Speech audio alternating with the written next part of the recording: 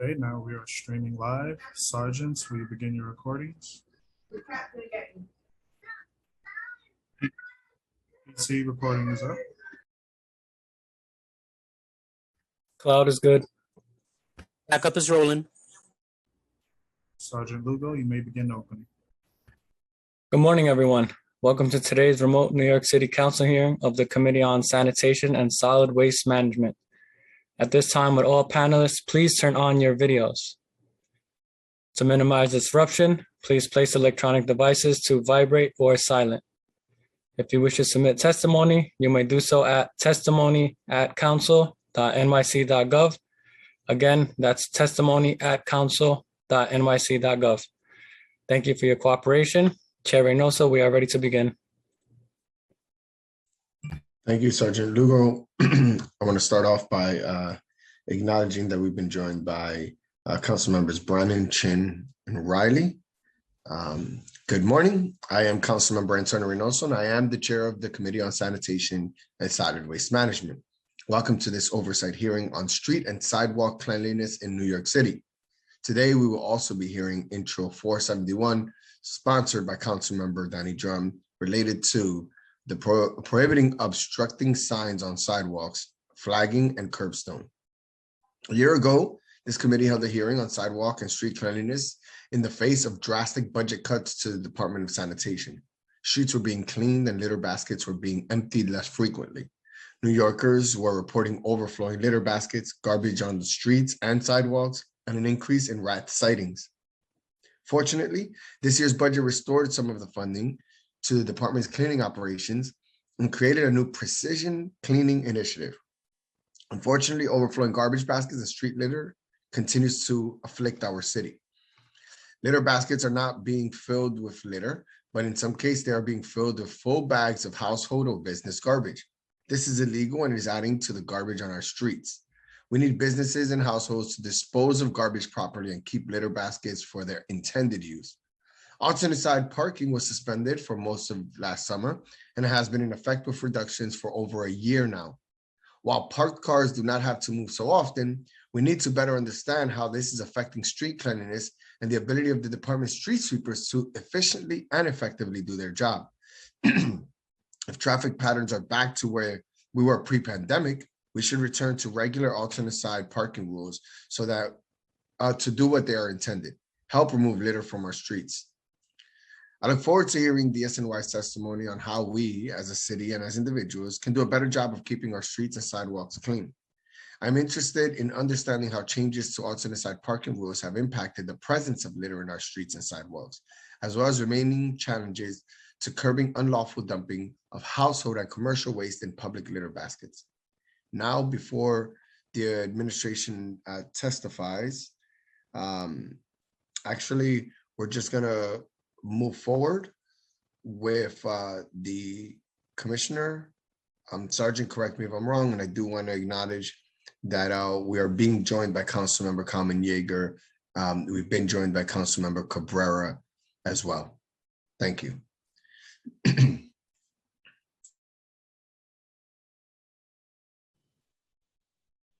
Thank you, Chair. If Councilmember Drum is able to join, then if you're okay with it, Chair, we will allow him to give his opening. Okay. Yes, please. All right, so thank you. I am Council Jessica Steinberg Albin, and I will be moderating this hearing. Before we begin, I'd like to remind everyone that you will be on mute until you are called on to testify, at which point you will be unmuted by the host. During the hearing, I will be calling on panelists to testify. Please listen for your name to be called, as I will periodically be announcing who the next panelists will be. We will first be hearing testimony from the administration, followed by testimony from members of the public. During the hearing, if council members would like to ask a question of the administration or a specific panelist, please use the Zoom raise hand function, and I will call on you in order. We will not be limiting time for council member questions. For members of the public, we will be limiting speaking time to 5 minutes in order to accommodate all who wish to speak today. Once you are called on to testify, please state your name and the organization you represent, if any, when it is your turn to speak. We will now call on representatives of the administration to testify. Appearing today for the Department of Sanitation will be Commissioner Edward Grayson, Ricky Cyrus, Assistant Chief of Enforcement, and I believe that is all from the administration. At this time, I will administer the affirmation to each representative of the administration. I will call on each of you individually for a response. Please raise your right hands. Do you affirm to tell the truth, the whole truth, and nothing but the truth before this committee, and to respond honestly to council member questions? Commissioner Edward Grayson. I do. Ricky Cyrus, Assistant Chief. Oh, I'm sorry. Thank you. Do you mind saying that one more time, Mr. Cyrus? I do. And I believe we have been joined by Stephen Harbin, Chief of Cleaning Operations. Mr. Harbin, do you affirm to tell the truth before this committee and to respond honestly to council member questions?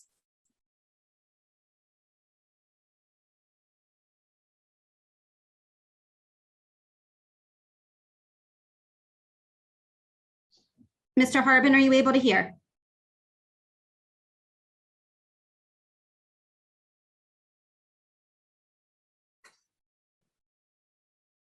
Okay, my apologies if he is not on. Thank you. Commissioner, you may begin your testimony.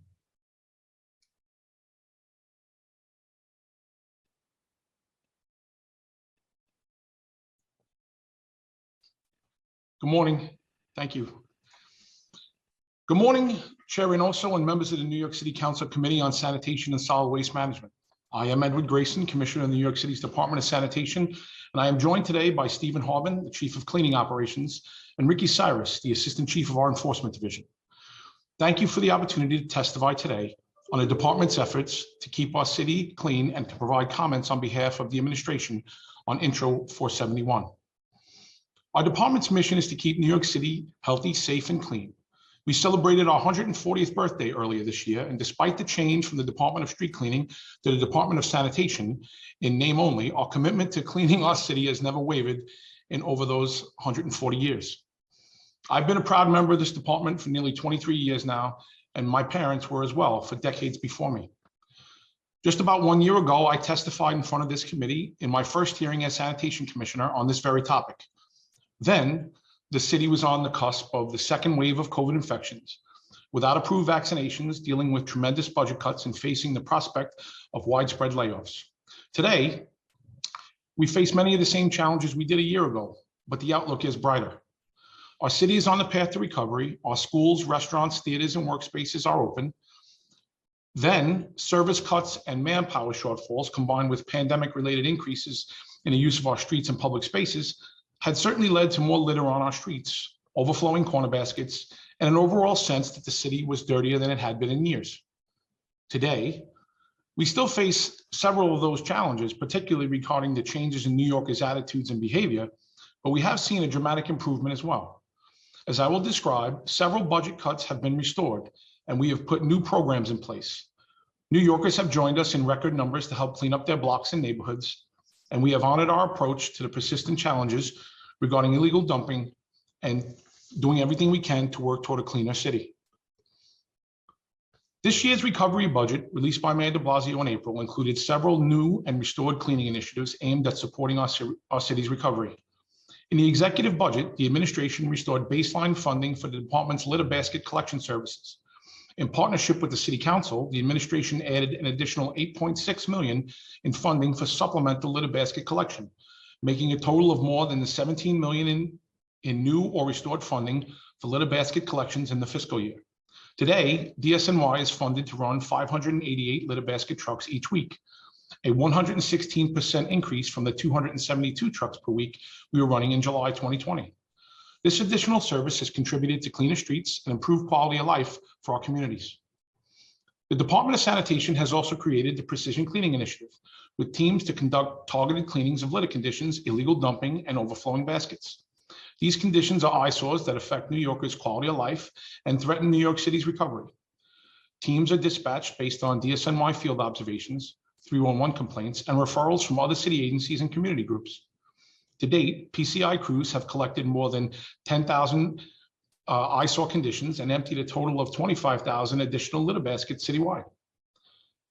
We have also restored our dedicated syringe litter staff with our environmental police unit to conduct proactive patrols in areas with the highest concentrations of syringe litter. These 6 dedicated officers are specially trained to properly handle syringes and other potentially hazardous waste. Since the restoration in March, our dedicated team of EPU officers has collected a total of 27,485 syringes from New York City streets. This fiscal year, we have also received more than $4 million in funds from City Council members through the New York City Cleanup Initiative. That's our highest total since the program began 7 years ago. I thank all the members for their commitment to our mission and for their partnership as we work to keep New York City clean. All 8.8 million New Yorkers, as well as the millions of visitors and commuters, have a role to play in keeping our city clean.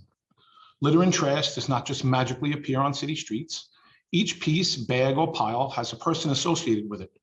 Someone who tossed it on the ground, dumped it on the corner, or threw it out a car window. As we recover and move along towards post-COVID New York City, I ask all New Yorkers to do the right thing. Don't litter, use corner baskets properly, clean up after your dog, move your car for alternate side parking, sweep the sidewalk in front of your home or business, and if you see a litter condition that DSNY needs to bring attention to, please let us know by calling 311. In the past year, the department has greatly expanded our community cleanup program. Working with volunteers and community partners across the 5 boroughs, DSNY provides tools and operational support for neighborhood cleanups. We also introduced a community cleanup van to raise awareness and support these events. The department lends tools, trash bags, masks, brooms, dustpans, and other tools to volunteers and can now deliver these tools directly to the volunteers through the new community cleanup van. The department has partnered with an estimated 7,200 New Yorkers on 278 volunteer cleanups during fiscal year 21, which just ended on June 30th.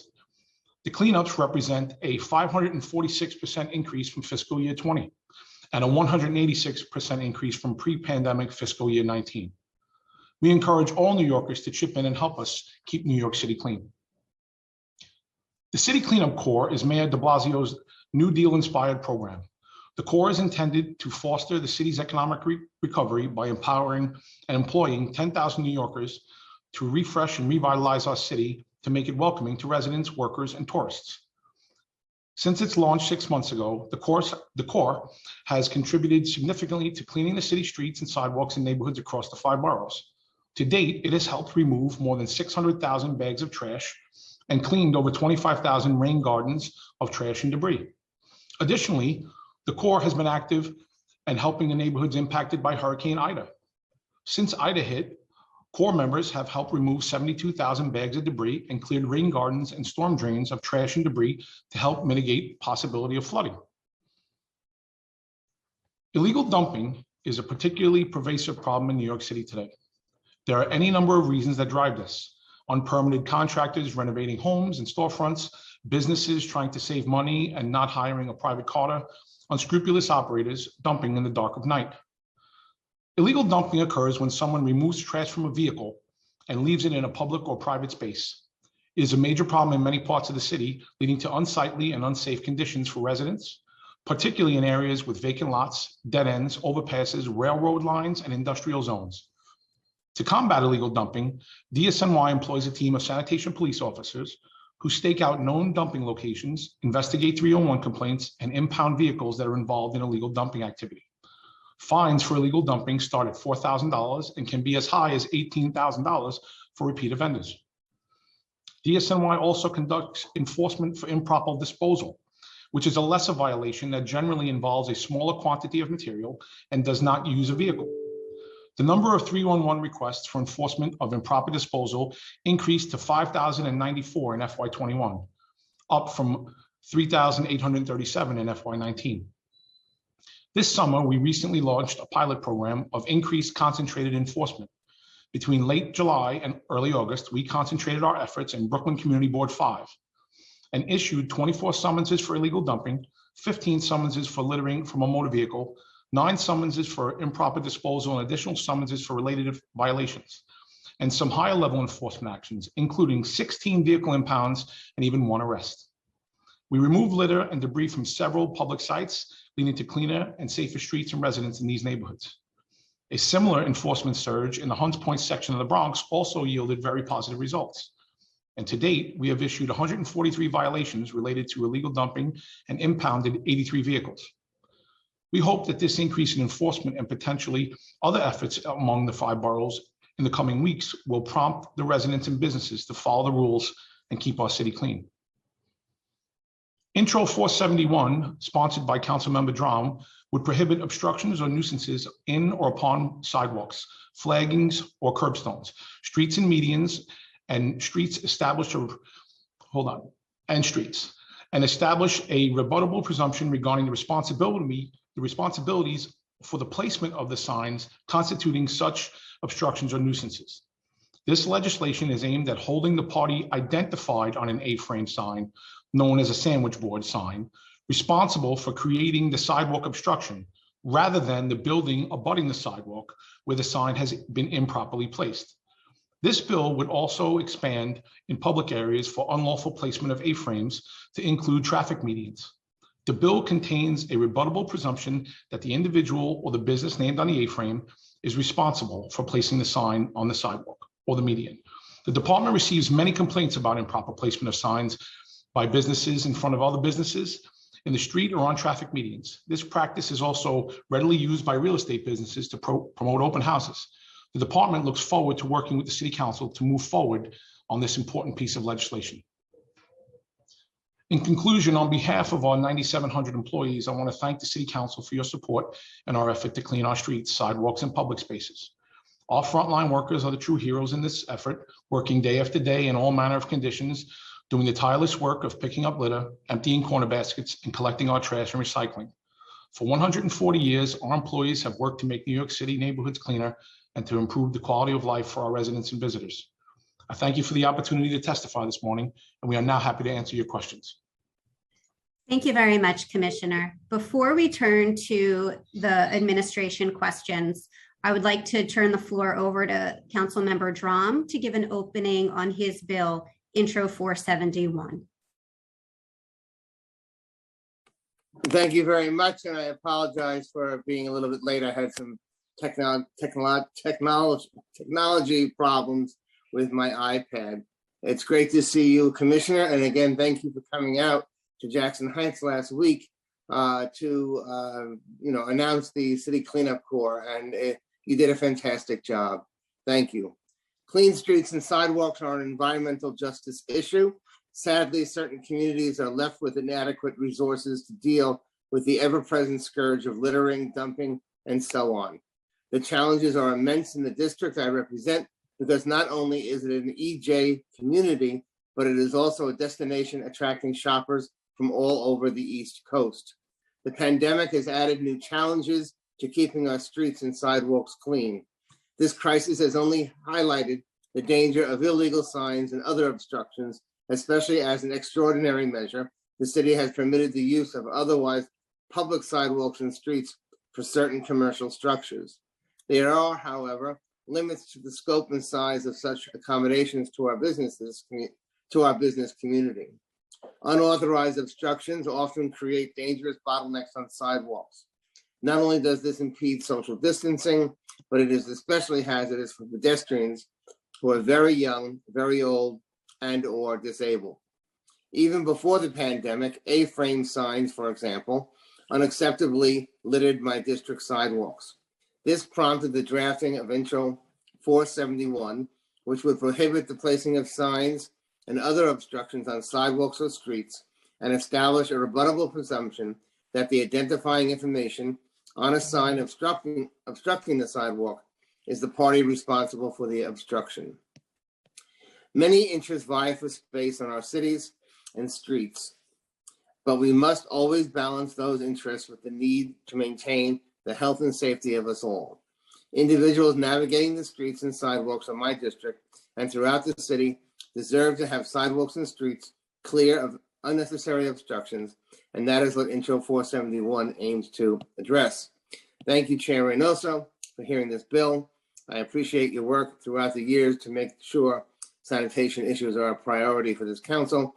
And thank you, Commissioner, and I look forward to working with you on passing this legislation. Thank you again. Thank you, Councilmember Drum. I would like to now just administer the oath to Stephen Harbin, Chief of Cleaning Operations. Stephen Harbin, do you affirm to tell the truth, the whole truth, and nothing but the truth before this committee and to respond honestly to council member questions? I do. Thank you very much. Administration panelists, please stay unmuted if possible during this question and answer period. Thank you. We will now turn it over to questions from Chair Reynoso. Chair Reynoso. Thank you so much, Committee Council. I just want to thank Councilmember Daddy John for this legislation. I think that our sidewalks have become inundated with obstructions, whether it's public benches, signs, poles, mailboxes, A-frames, you name it. It seems like every idea related to, attempting to build convenience makes it more inconvenient for pedestrians, dads in strollers like I am, folks in wheelchairs, and so forth. So I'm extremely grateful to Councilmember Drum for this great idea, and I'm looking forward to assisting him in the passage of this legislation. I wanted to ask a couple of questions here, Commissioner. For the most part, and I just want to make sure that the general public understands, practically all the money has been restored when it comes to the Department of Sanitation, or that we've reverted back to pretty much the same space we were in prior to the pandemic in the Department of Sanitation when it comes to cleaning services. Is that a true statement, more or less? Yes, Chair, more or less, that is right. Right. And when I say more or less, I'm talking about the money part. We got most of the money back. So I guess why I'm asking that question is because the general public should assume that the city of New York should be able to return back to a state of cleanliness that they were used to prior to the pandemic. That would be a fair assessment. Okay. I apologize again, Commissioner, because I think it's something that I can't stand doing, but I think I need to do here because I don't have enough information. And hopefully maybe you have more stats and more data that can help clarify my statement is, I've been talking to a few folks anecdotally, and they've been telling me that they still feel that the streets are as dirty or dirtier than they were prior to the pandemic. The budget was passed on June 30th, so July 1st, the increase into the budget of the Department of Sanitation should have taken its course or should have been in there. So we're talking several months here of a fully funded cleaning program with the Department of Sanitation. And it seems like the streets are still as dirty as they were before. So I guess what I would ask is, as I guess the cleanliness rating that exists citywide, how have the restorations affected that? Thank you for your question, Chair. And I know exactly what you feel. I talk to the constituents. I'm out there, and there's definitely a sense that people. So there's a couple of things going on. The cleanliness rating, our scorecard. We just put out the MMR a little while ago. So we definitely finished last year about 2 percentage points or so behind where we normally fall.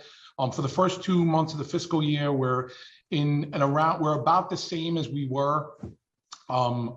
In the pre-pandemic. So but on the same token, that's respective of just one facet. That's one statistic that doesn't paint a picture of what's going on and what people see.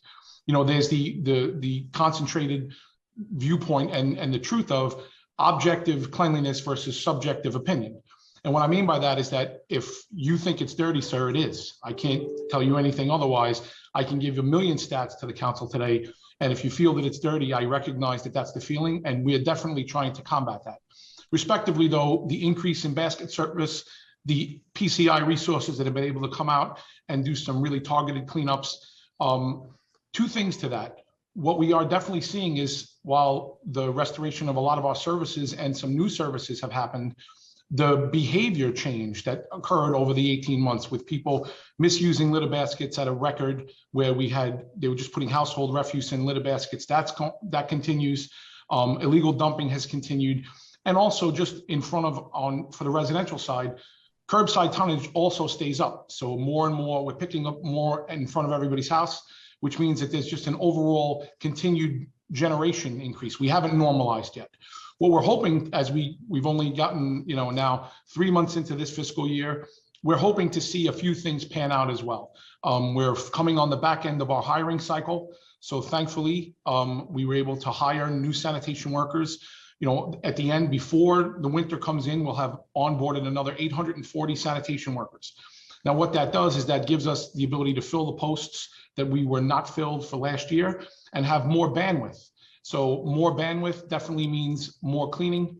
And I don't mean more than the budgeted. I just mean we get, in addition to what's been budgeted and what we plan to run, anytime we have an available person, we put it out on another cleaning function, meaning we run an additional broom, we run an additional basket truck, we run an additional MLP. So having the human beings back in and actually have them hired, because we worked throughout. We were not working remotely. Not one sanitation worker was picking up garbage from home. But now that we're going to be at a very good head count coming in for the remainder of the fiscal year leading through winter, we think we're going to see some positive results that can help combat how people are feeling. Okay, I appreciate that. So you kind of answered the second question that I was going to have. It's just that I guess it's the feeling. People want to feel like they're in a clean city, and it's been tough. I do want to talk about this precision cleaning initiative that exists, that is new, which is supposed to handle the litter, illegal dumping, and basket cleaning services, or supposed to help with that. Can you go through very quickly exactly how that program works, how many staff members are in it, when and how do you feel do you need to deploy those teams? I guess what systems or processes used to determine where they should be? And does this kind of carry or cover some of the cleaning service programs that were not fully restored in the FY22 budget? And I just said, I'm sorry, I just need to acknowledge that we've been joined by Councilmember Feliz and Councilmember Gennaro. Thank you so much for being on. So Commissioner, can you just go through the Precision Cleaning Initiative? And then I'm going to ask a couple more questions, and I want to allow for our council members that probably have tons of questions to get an opportunity to speak, and I can come back to you later on. So just the Precision Cleaning Initiative, please. Sure. So the Precision Cleaning Initiative is approximately 54 crews a week that go out. So what we have is, and before we had the dedicated headcount, we were doing, it was an overtime program, but we were approved and now we're doing the hiring. So it's an additional 54 crews a week. How we intake those complaints are the places where we have the highest concentration of, 311 complaints and or council and community board call-ins, coupled with naturally the DSNY field supervisors that are driving around the city all day. And we're really trying to target, make sure that we have earmarked additional crews, because what would happen is if we had to divert in existing resources before we implemented this PCI, we would literally be taking from a basket truck that is already overtaxed, move them over to clean up a drop-off that had to be immediately handled, and then again, lose productivity on both sides of the equation. And as one of the reasons why we're talking today, the longer something that's an eyesore sits in the street, it contributes directly to that feeling we're talking about. So the beauty of this program is making sure that we have these crews that we can deploy. It gets us faster. So maybe we don't have to wait a day or two to deploy. We can deploy immediately or on the next shift. So that's how we've been running this program. It's been very successful. Really, because in between, also on ancillary travel from condition to condition, these crews pick up litter baskets along the way. So you're getting a supplemental service or a supplemental turnaround on something that normally would have sat an extra couple of hours before the scheduled service. So it's been beneficial on not only what's been called in as the proper condition that they're responding to, but on the ancillary travel from condition to condition, these crews are making periodic stops along the way to also add value to the communities they're working in. really excited about that team. It makes a lot of sense. Instead of moving, taking from Peter to pay Paul and moving resources around that way, that we actually have a team that can address that. I'm surprised we didn't have something like that earlier. So I'm very happy to see that you have those resources. And now my last questions are going to come from regarding alternate side parking, which is something that I am. It's just something I want to be able to deal with before I leave this council. So I want to talk to you about, are you letting us know, are these reforms going to be permanent?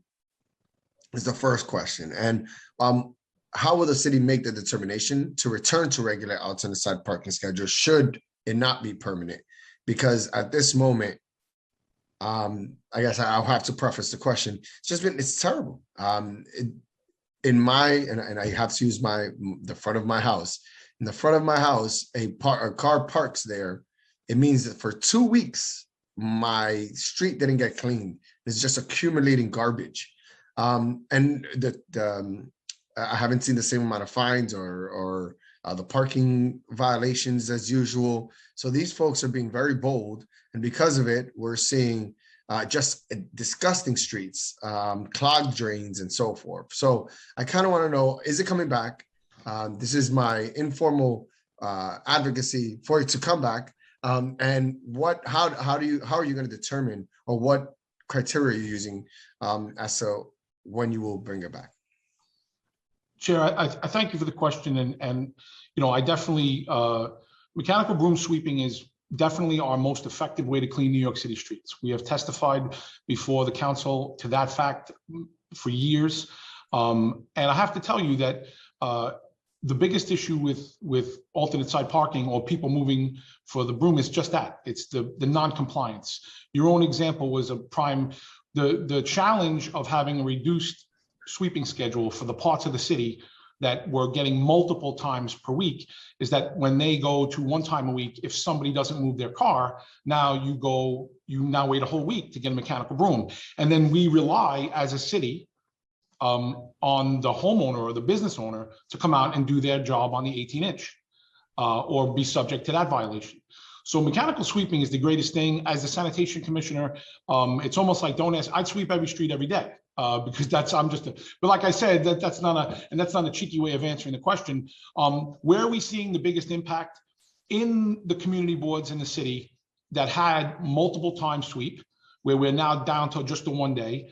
But it's funny because while it sounds like we're down to 1 day, it's not directly binary to a 50% reduction in sweeping, because what happens is that the Monday and Tuesday schedule has been reduced in every place that there was another day to sweep that street. However, we run brooms every single day.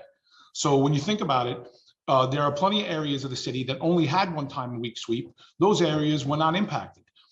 The weird part for us is we're seeing lack of compliance on moving in all areas of the city, right? So it's not the places that only had 1 time a week sweep, where theoretically those mechanical broom reductions didn't impact them at all. It's less compliance there, and it's less compliance, which is compounded in the areas that now had multiple time sweep that only get it once. Because what we were basically getting on your block, Chair, is another opportunity where if we didn't get them on, maybe we got in front of your house on Monday, but we didn't get there Thursday, but at some point in time, there was an added opportunity. However, if the person was a scofflaw, we would have missed you both days. So it's, when you think about it, there is a level of compliance that's needed. That is the ultimate thing with the mechanical broom. It is our most effective tool as long as we have open curb space. Speaking about the mechanical broom program, just so that everybody understands as well, all the places, the residential streets that were signed for alternate side parking are the streets that are impacted by the reduction. The metered areas are still getting swept every day, 6 days a week like they used to. The open spaces, no parking anytime, no standing anytime, bus stops, what Department of Sanitation calls O-work, which is an open street. There, to the best of our ability, we've always gotten to those curbs as long as there was nothing blocking us while we're on our mechanical broom routes. So this really does hit only residential blocks that are alternate side parking signed that had multiple days on the same side of the street. And that's not to say, like I said, I miss having that opportunity, but it was just an opportunity to clean. Compliance is still the ultimate tool. To answer your question, Will there be a restoration? Will there be a change? I do believe that there's one coming. We're still working. We're working with the administration on trying to formulate what is the right basis to judge that. There have been many discussions that have happened with, is there new technology? Is there new things coming down the pipe? And I think, to answer your question, sir, honestly, it's that right now, the current program is, while there are still some people who will gladly tell us that they don't quite get it, it is still the easiest one to explain. We're coming one time a week, the last day on the sign. To try to implement something that would be piecemeal, because believe me, I have parts of the city that I would love to go back to sweeping multiple times as a rule. However, I don't know how to explain that outside of that community board that makes it fair for everyone to get it, because it is there are laws, there's posted laws involved, and so I want to work with the council. That's the main thing for that question I want to put out there, and I'm definitely here to discuss the rest of everyone's concerns with it. We look forward to working with the administration, to working with council to figure out what is the right program for alternate side. There are parts of the city that we've learned throughout the pandemic that clearly could survive with 1 day a week. They really could. They had 2 days and they aren't dramatically impacted. Now, again, I go back to objective versus subjective. To me, they don't look as bad, but if you're the homeowner, you may think it looks terrible. So again, we think operationally there are parts of the city that did prove that they could go with a reduced schedule. But then there are clearly parts of the city that prove that they cannot, that second opportunity, even though there's always the rotating X factor of compliance, that the more opportunities that are afforded to the blackface would certainly help combat the illegal, the litter and the dirtiness. And then lastly, just to alternate side, we still go back to, we are writing summonses. We definitely are writing summonses for it. We're not the only ones who write that summons as well, but there's the Department of Sanitation is writing summonses for littering. We are writing summonses for dirty sidewalks. We are doing what we have to do to try to encourage residents and businesses to do the right thing. We are certainly doing what we want to do to the best of our ability with the people in violation of the mechanical broom compliance, because to us though, that summons is a tool to try to help somebody move. I would much rather have compliance because the summons on the car still leaves dirt in front of your house. It doesn't solve the problem. It only gives me a way to nudge compliance. Our main goal is always compliance for a clean street. I think Chief Harbin has something to say. Good morning, Chair and fellow council members. Again, my name is Stephen Harbin. I am the Chief of Cleaning Operations of New York City Sanitation. I'm fairly new to this role, but as far as working in the field and dealing with cleaning resources, I've been with the Department of Sanitation for 32 years. And in my role, I've worked with cleaning resources. I live in Community Board 5 in Brooklyn, which is one of the most, I guess what you would say, illegal dumped on community boards in the city. And it's an irritation to me, and I take it personal when people drop off things and we clean it and they drop it off again. With regards to that, I empathize with all of you, especially in those community boards. Likewise, yourself, Council Member Reynoso, with regards to cleaning conditions and so forth. It irritates me too. I am honored that I have been picked in this role, though, to share the resources to get the streets clean, to get the drop-offs picked up, to get the lots clean, to get the derelict vehicles off the street. We've had some challenges, yes, just as we're all aware of because of COVID, cuts, major cuts that greatly impeded us. But as you and the commissioner had mentioned, things are being restored. And I am looking forward to working with those resources to clear and to clean the streets of New York City. For myself, to represent this great agency, for yourselves and for the people of New York City. And I look forward to working with everyone and working with our staff to in a collaborative effort to achieve this goal. And I'm all in to work with each and every one of you. And I thank you for this opportunity. Absolutely. Thank you, Chief, and congratulations on your new appointment. Thank you. welcome to the committee hearings that you'll be frequenting on a regular basis.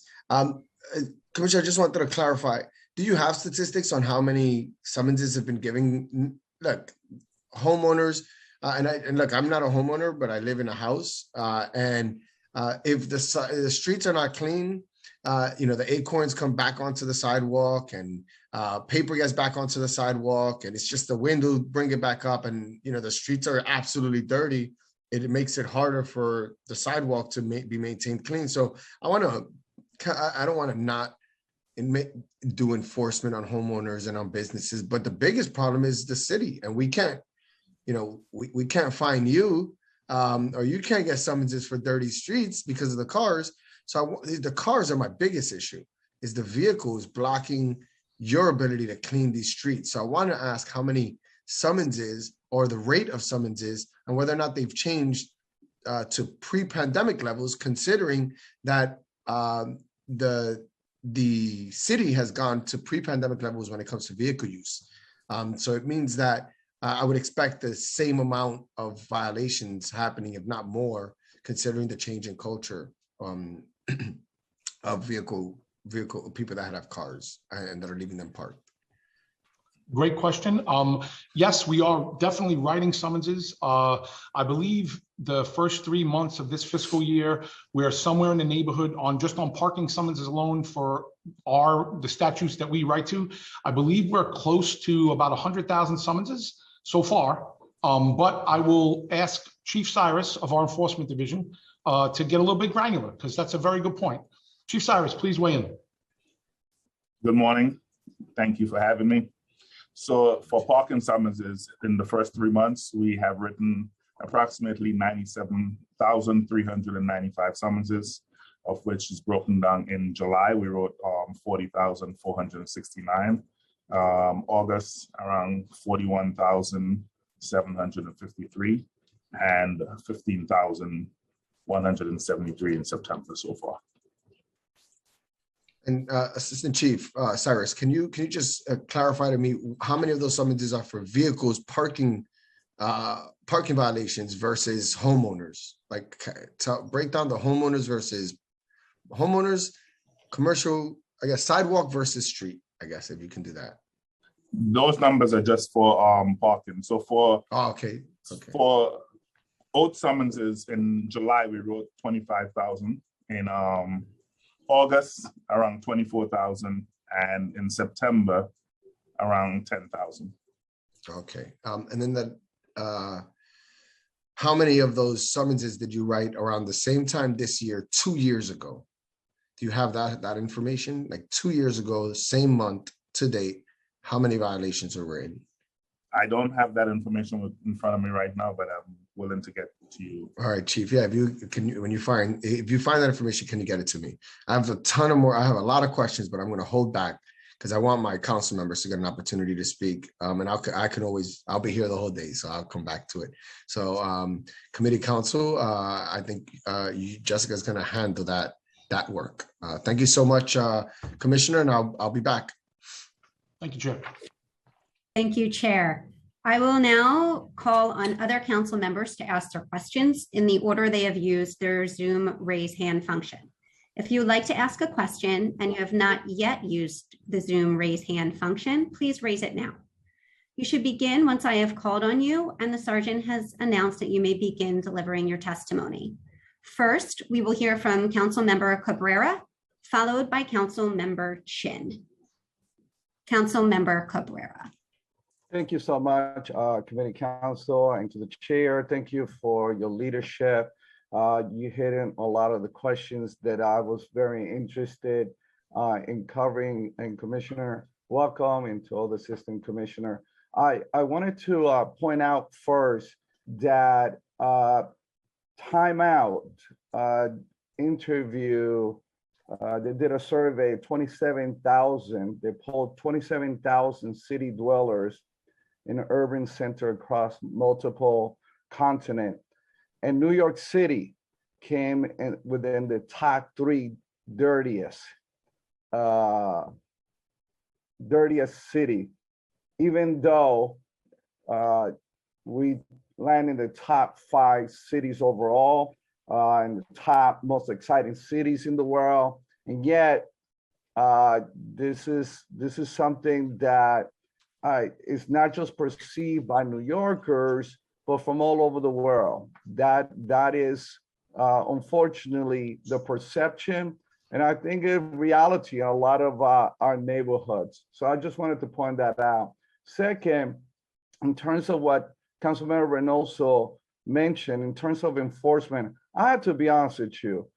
We need more enforcement. I mean, I believe that is the problem. I think a lot of the things that we're facing in the city right now, whether it's crime, whether it's related to cleanliness, is that we need to get back to what used to work. It worked before. Why is it not working right now? I don't see the level of ticketing, and I would have loved to see, and I only wish that your team was a bit more prepared, because this is the only way we could compare and contrast. But even if they were higher right now, we need to get more tickets, because that's what people respond to. They're going to respond to their wallets. And that's the only way you're going to be able to do what you used to do before. And it worked so well before. And I can't wait until we get also to the back Monday and Wednesday, twice a week, and get back to, again, what worked. This is no secret to the level of effectiveness and efficiency, and to the credit of the Department of Sanitation on the way you had it before. I think if we return back to exactly what we were doing before, we'll get the same results. But the last thing, and I'm going to just point this out, and it's more of a question. Last time I asked this question, I pointed out to you that the Bronx proportionally has less sanitation workers than the other boroughs like Manhattan and Brooklyn, and I'm grateful that they have what they need. But our sanitation workers had to do double dumping in terms of the trucks, and we have less workers. Now, I heard you, and the good news, you hire more people, but I imagine there was also attrition that took place. People retire.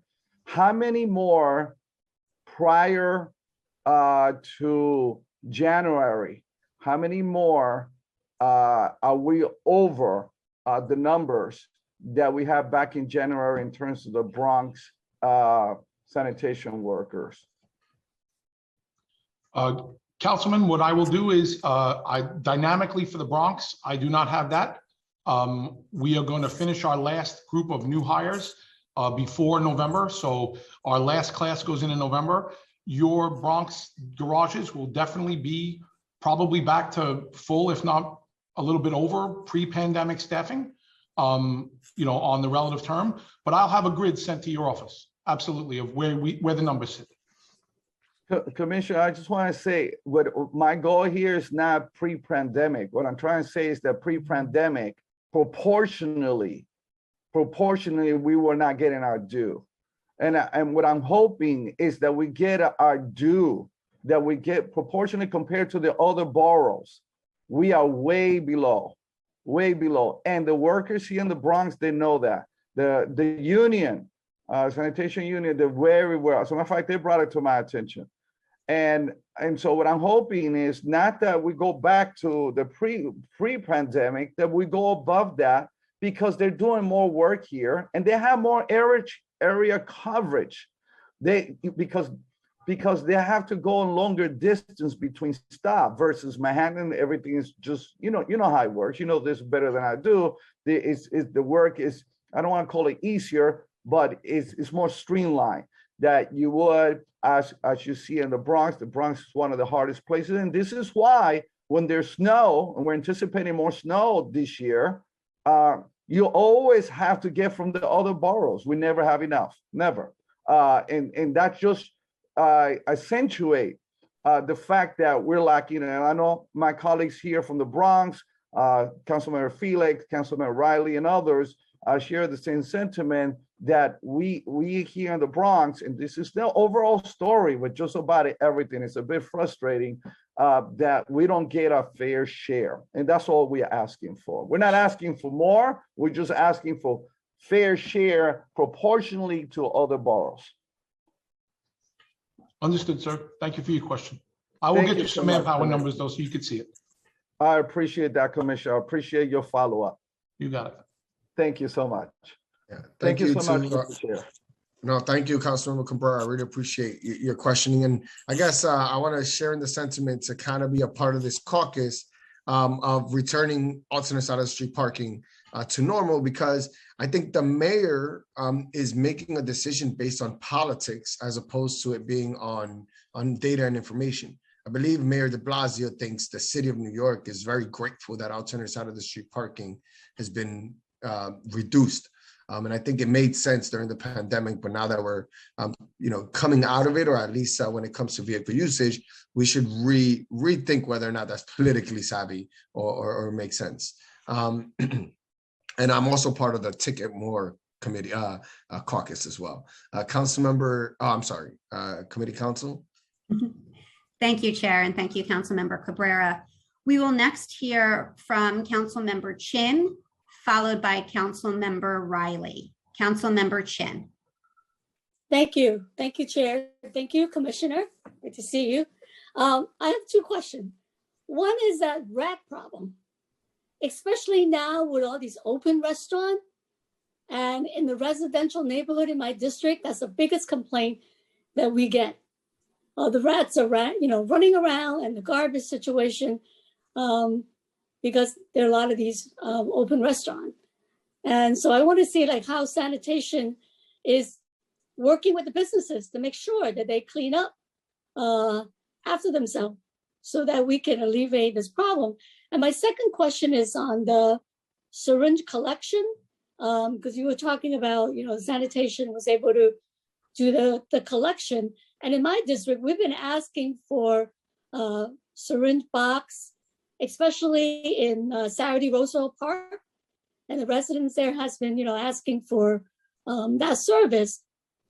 Do you work with the Parks Department to, to collect syringes in the park area and the playground? So those are my two questions. Thank you. Oh, thank you, Councilwoman. First and foremost, for the open dining, and so our enforcement division goes out and makes sure that all the restaurants have a private carder who's supposed to service their business as always. And additionally, we are doing our regular code enforcement for the dirty area during the commercial routing times. What we definitely have seen, and what everybody can see, is a definite change in behavior on the streets that are hosting an outdoor structure.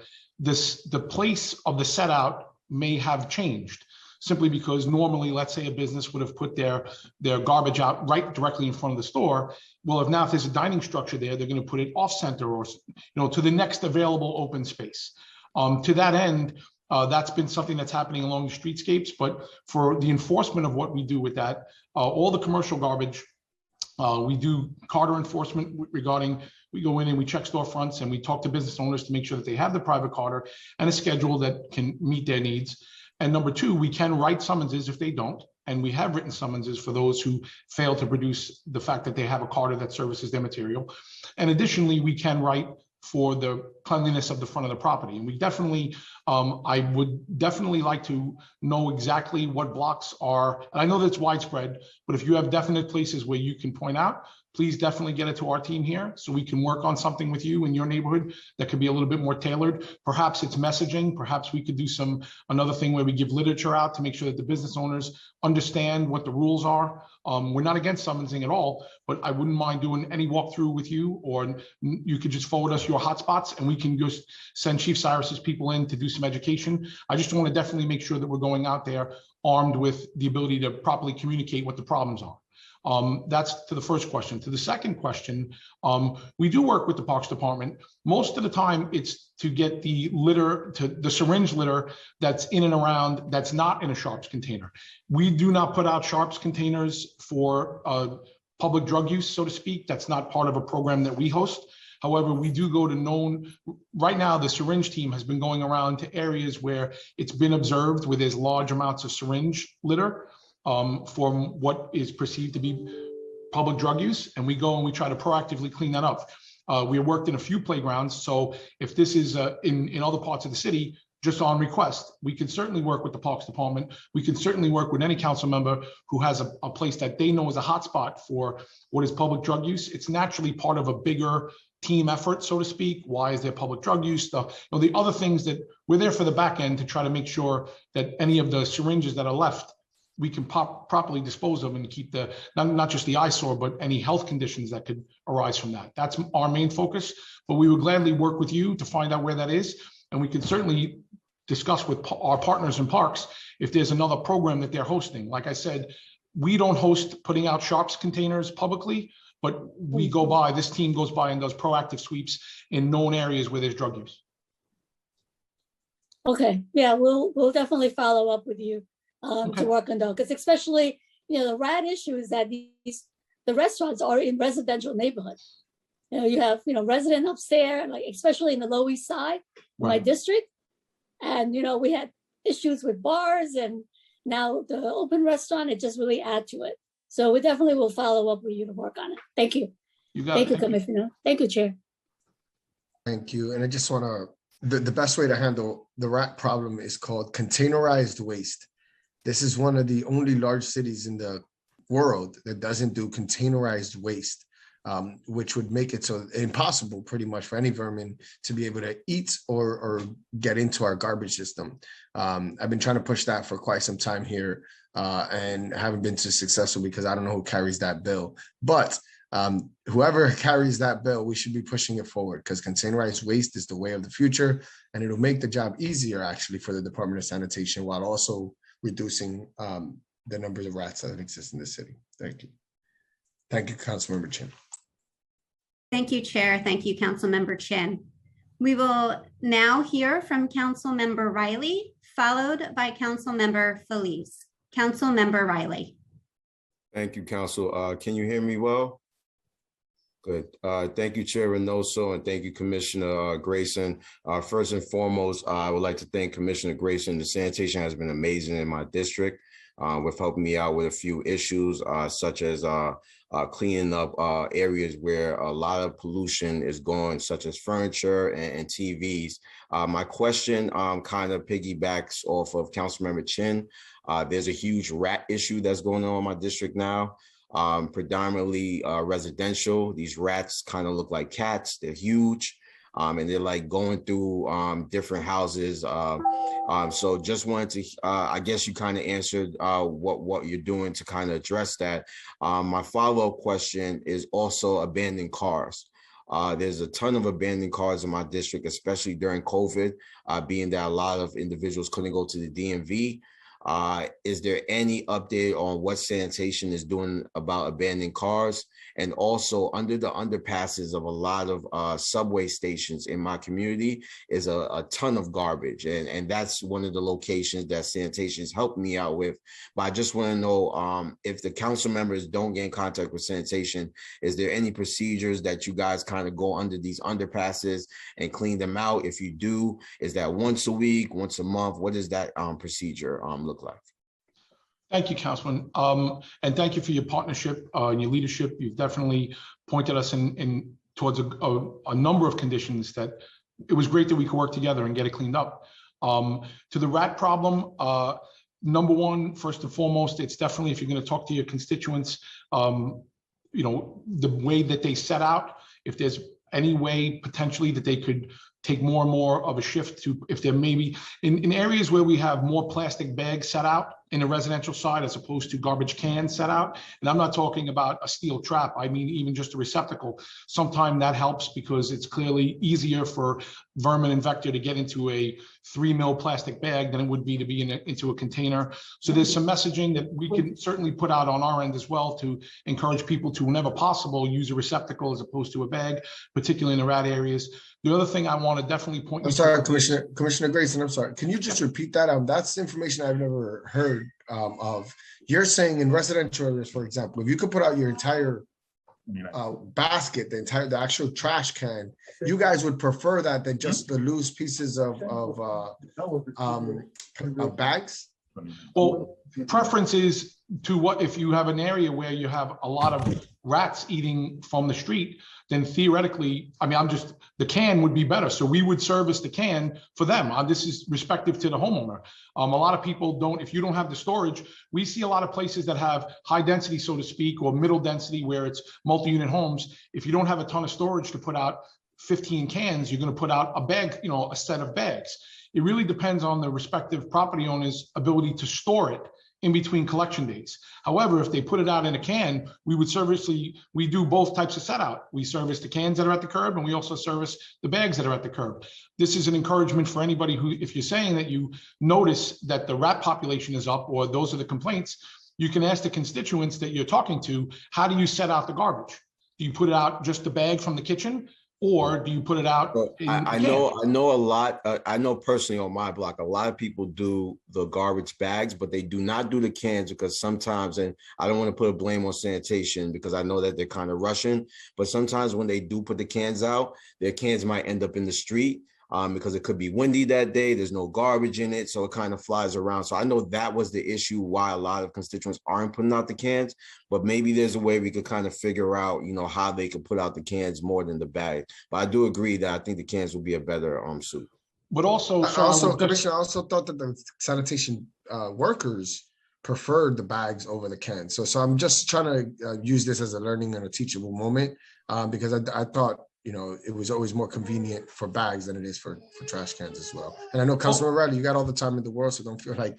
No, go ahead, Chair. It's all right. No, Chair. I appreciate the context. So being a former sanitation worker, I can tell you that moving throughout the route, if I don't have to make the return trip with the can, because if I take the can from the curb and bring it to the truck, I have to bring the can back. That's part of my job. Yeah. So every time I'm on a block where there's bags set out and I don't have to make the second trip back, hooray for me. However, I'm not trying to be cheeky. That's great because it leads to one less trip back to the curb. However, what I'm saying is, speaking in context, if you notice on a particular block, you're talking to a constituent who says, I have a lot of rats around here, then while it may be easier for me, your sanitation worker, to go only once to the truck instead of twice to bring your can back, I would rather you not have rats. Therefore, what I'm saying is, if you put out a can, I'm picking it up either way. That's the way. So now this really does split the baby to the point of what is right for the respective constituent in their setup. We also do definitely recognize that there are homeowners that just do not have space. So for them, they don't want to host a can. They want to be able to just take the kitchen bag, they can store 2 bags and then bring it out. We understand that, and we're going to come by and clean it up. However, speaking solely to any place where you're concerned, any council member has a constituents that are concerned about vermin or vector, a can may help alleviate some of the opportunities for them to interact in front of the house. Or naturally, I am not an expert on the way rats behave, but clearly food source and the availability of it is going to change the way that they do behave. If they have less availability, there should, by proxy, be less in front of the property, or they'll just move on.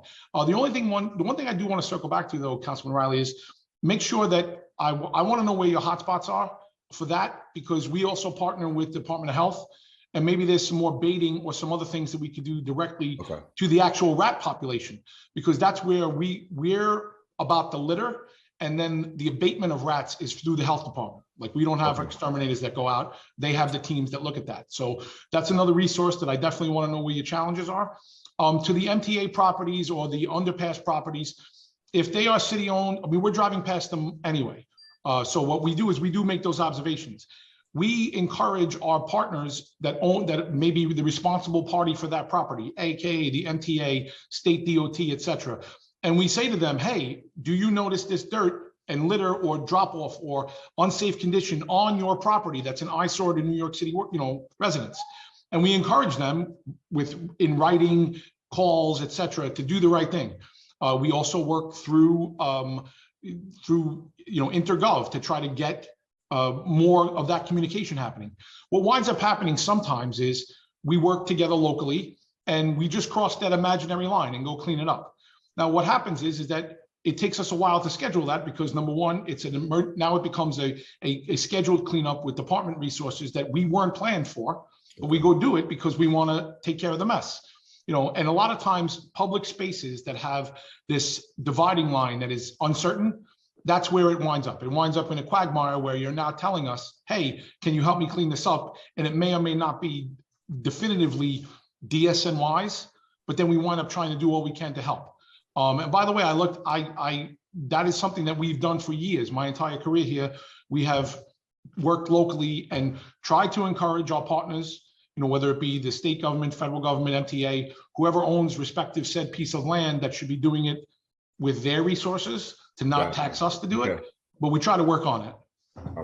And the abandoned cars. Abandoned cars, big problem, definitely. We've definitely seen that. Our challenge with it, we're doing a lot of great work. Our tag and tow operations were diminished throughout the pandemic. Thankfully, we've been able to do a lot more of them. The numbers are looking good as we lead into the rest of this fiscal year and moving onward. The big challenge for the department with abandoned vehicles is if it has a plate on it, even if, and I'm going to say this frankly, even if from the outward appearance, anybody could decipher that it's a fake license plate. You don't need to be a trained professional. It looks that cheesy and fake. It could even be a vanity plate that says, this is a fake plate. If it has a plate on it, it is now, I can't tow it. I can't deem it derelict. It has to meet specific criteria. So we work with the PD, the wheelhouse officers, to try to identify cars that are parked there, that we get the feedback on illegal cars, on illegal people who haven't moved the car. If it's got a displayed plate, all I can do is summons it for not moving, for the broom, or not moving because it's parked too close. But we work with PD on the ones. As far as the derelict vehicle go, if it's derelict and we call it in, we get that towed. All we need is 6 hours of turnaround time. And if it's something that's completely abandoned, we have a very high turnover rate on what we tag and what gets removed. The bigger challenge in many neighborhoods throughout the city is what is clearly people using their vehicles either as a temporary shelter, or there's a lot of cars out there, or the advent of the people who are parking illegally on the street because they're into some kind of selling the car or various parts of repair where they leave the car parked on the street with a plate displayed and then I can't tow it. But we definitely work with the wheel officer, and our number of derelict vehicles removed and tagged and towed has significantly gone up. And I think we're going to get back to pre-pandemic levels, if not more than that, because that's also subjective to how many instances are reported. But we're in a good place to start that, to be in a really have higher numbers and be able to respond more quickly into the rest of this fiscal year. Thank you, Commissioner. Thank you, Chair Reynoso. Thank you, Councilmember Riley. And we've also been joined by Councilmember Darma Diaz as well. Thank you, Chair. Thank you, Councilmember Riley. We will now hear from Councilmember Felice.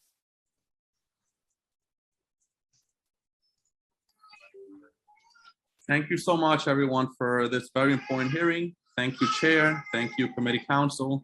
And also thank you to the Department of Sanitation for all the work they do in our city. So I have a few questions about garbage dumping problems. And my apologies if someone already asked them. I actually had another meeting, so I had to jump on about 20 to 30 minutes after the questions started. So in some areas of our city, there are literally mountains of garbage due to illegal dumping. It's so bad that it seems like the people doing the garbage dumping, it seems like they literally think that it's legal due to the fact that there's very little to no enforcement. They come at all hours of the day and literally dump garbage, everything on the list. Mattresses, toilets, furniture, everything. So my question is, can you give us a breakdown of tickets and summonses that you've given out by borough? So for example, 20,000 in the Bronx, 20,000 in Brooklyn. So breakdown of the amount of tickets and summonses that you've given out. Thank you, Councilmember. Yes, we can give you some granularity. I'm going to ask Assistant Chief Cyrus. He runs our enforcement division. His team goes out and fights illegal dumping. They're the ones that do the impounds. They're the ones that write those summonses. So we're going to give you some granular details on where we are currently, and he'll also tell you where he thinks we're headed. Chief? Good morning again. So far for this year, we have given out 122 summonses for illegal dumping. We have impounded 87 vehicles throughout the city for illegal dumping. The thing with illegal dumping is most time we will have to catch them in the act. We have moved into surveillance cameras where we can use the video recording. If we can clearly see the license plate, we can clearly see that the person took the item out of that vehicle, whether it's a trunk, left side, right side. Then once we locate that vehicle, we can impound that vehicle. The responsible party is the vehicle owner. It's just like the regular red light ticket or bus lane ticket. The owner of the vehicle is responsible for that ticket. So the owner of the vehicle is responsible for whoever dumps with it. These summonses start, the first offense starts at $4,000. Chief, I think just to follow up, I think one wants a breakdown of by borough, but also can you further explain that illegal dumping has to happen through vehicles? If a person, an individual walks up and dumps something, what is that called if there is no vehicle? That's called improper disposal. So if I walk out of my house and take my bag of garbage and I put it on the corner basket, that's improper disposal. If for illegal dumping to happen, it has to be from a vehicle. So a breakdown. Can you talk about the difference in fine structure for those two? So like if I go in with my bag and I throw it in, I get fined how much? If I put it in my car, open my trunk and then throw it out, how much are the difference in fines for that? So the difference in fine, it ranges from improper disposal is $100 to maximum $250, $300. For illegal dumping from a vehicle, it starts at $4,000 and it goes all the way up to $18,000. And illegal dumping from a vehicle, if me, my brother, my cousin go and dump, that's an individual ticket for each person. So if we catch 3 people in that particular vehicle, then it will be $4,000 summoned for each person in that vehicle. Yeah, so you mentioned 122 summonses. Is that for the whole year, for 2021? Yes, that is for year to date. And how many of those have been in the Bronx? How many summonses of those? We've had 23 of those summonses in the Bronx. Okay. Okay. My next question is there a process that the Department of Sanitation follows in high dumping areas? So for example, automatic process where, new cameras are installed and, some enforcement tools are also installed to hopefully, put an end to that problem. So yes, we have a task force that monitors certain areas in the city every night. We've had specific blitz in certain neighborhoods in the past month. So in August, we had a blitz in Brooklyn 5, Community Board 5, which we had 16 impounds, 27 illegal dumping summonses were issued. We issued 15 violations for littering from a vehicle, and we even had 1 arrest. And we did the same thing in Bronx 2 at the end of August, which we had 19 impounds, 15 illegal dumping violations, and 9 summonses were issued from littering from a vehicle. We plan on moving throughout the city in different neighborhoods. How we come up with the neighborhood is from our officers going out and do investigations. We get it from council members, community boards, 311s, and just the community members reporting to us, telling us where there are problems so that we can go out and attack illegal dumping. Okay. Yeah, no more questions. Thank you. Thank you. I don't know about Councilmember Feliz. He said okay. It didn't seem confident there, Councilmember. I hope Chief and Commissioner, I hope you guys hear the common thread here of a want for more enforcement. That hearing that when he heard the number 22 in all of the Bronx, it seemed underwhelming, and it almost makes it feel like, considering the amount of illegal dumping that he's witnessing, that 22, you might be able to just do that in his district alone. So, but what you're saying is now that there is a way, if we get you a camera. So I guess what I want to ask, that I have, I think, installed at least 12 cameras for the NYPD here in my district. If one of those cameras is located by a site that gets a significant amount of illegal dumping, can you use those cameras to identify vehicles in which illegal dumping has happened, or are you going to need an independent camera to do that work? At this time, we need an independent camera because we don't have access to NYPD's camera. However, Councilman, I want to jump in just so that I'm thrilled to know that you have additional cameras placed that you funded and added to the community. And we will certainly continue that conversation where the chief was starting, because if there is available imagery that we can have access to, we will gladly include that into our enforcement program, because what we now have is the mechanism via the legislation that we can enforce off the camera. So I don't believe that I need to overall, and I'm saying this without discussing it with my lawyers, but just like you're assuming, I am also assuming that if there is available cameras that I can get the imagery from, we can proceed down a path of enforcement. Even if it just gets us on the right investigative start, we could certainly use that footage to start either an investigation, if not directly enforce off of that imagery.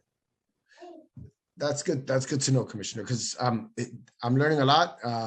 Been doing this for 7.5 years, and I learn something new every day when I get at these committee hearings. I didn't know that. I thought you had to be caught in the act and that you couldn't use cameras. That it had to be, I know the dog poop is the one that I remember, that you got to catch them in the act, that even a camera doesn't work. We're trying to solve for problems here. So for hearing this stuff is really helpful to me, and I hope to other council members. So thank you for that. And I don't know, Councilman Feliz, if you have any follow-up or you feel okay? You're good? All right. Committee council. All right, thank you, Chair, and thank you, Councilmember Feliz. We will now hear from Councilmember Darma Diaz. Councilmember Diaz.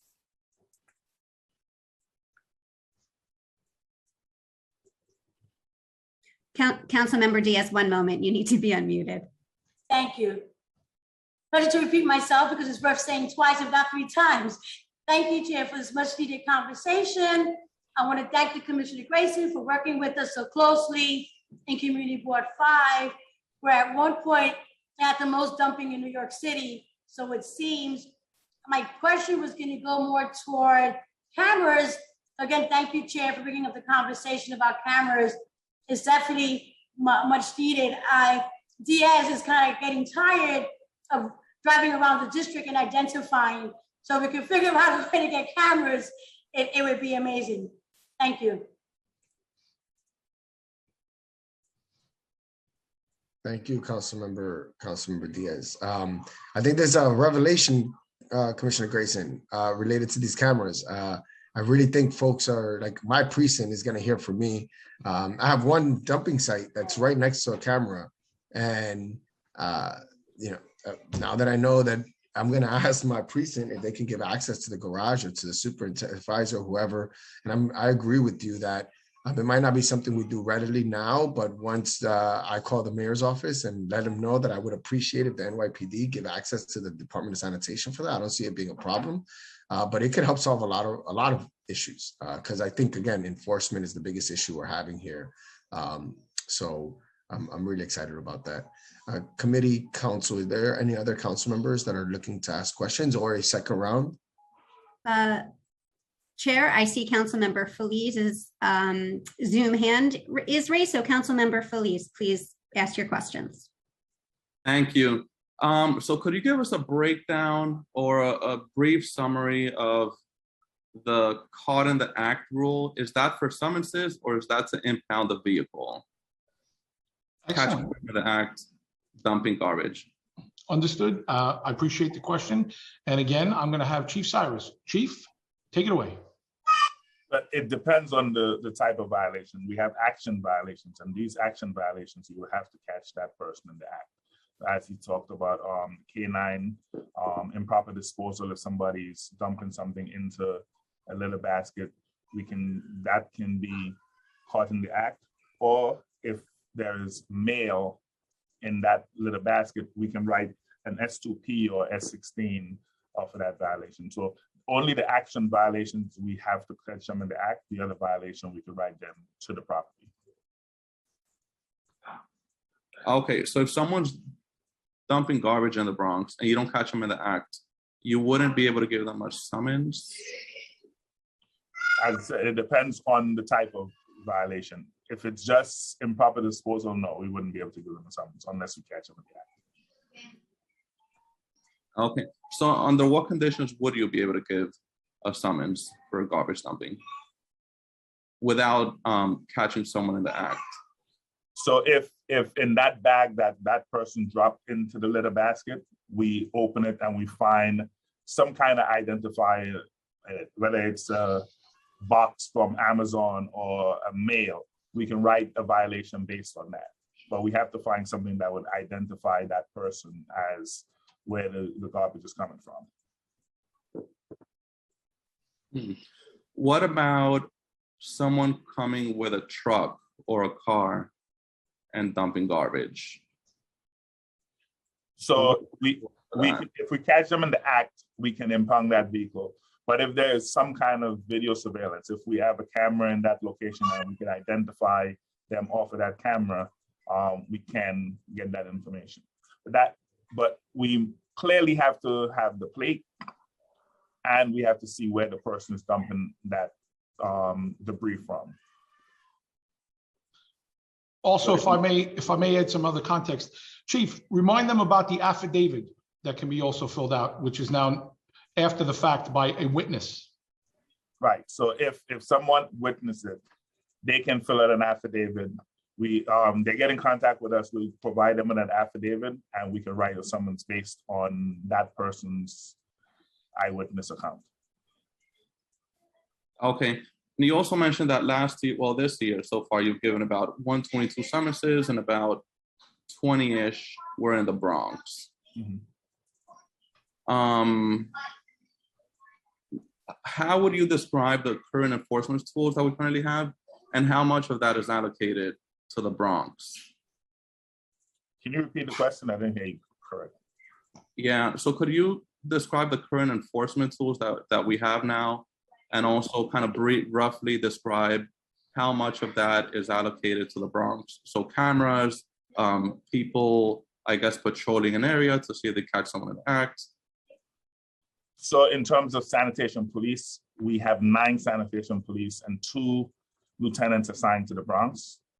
Enforcement agents, we have 2 lieutenants, 6 sergeants, and 24 agents assigned to the Bronx.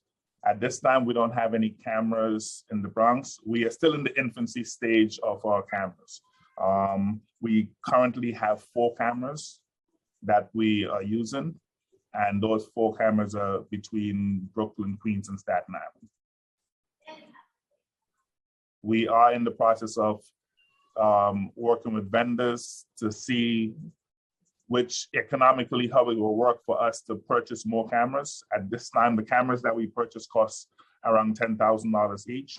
We are working with 2 vendors right now, which are looking very promising. We have a pilot program that we should be starting sometime this month. We're waiting on the vendor to supply us with 4 cameras, and hopefully we'll be able to use those cameras.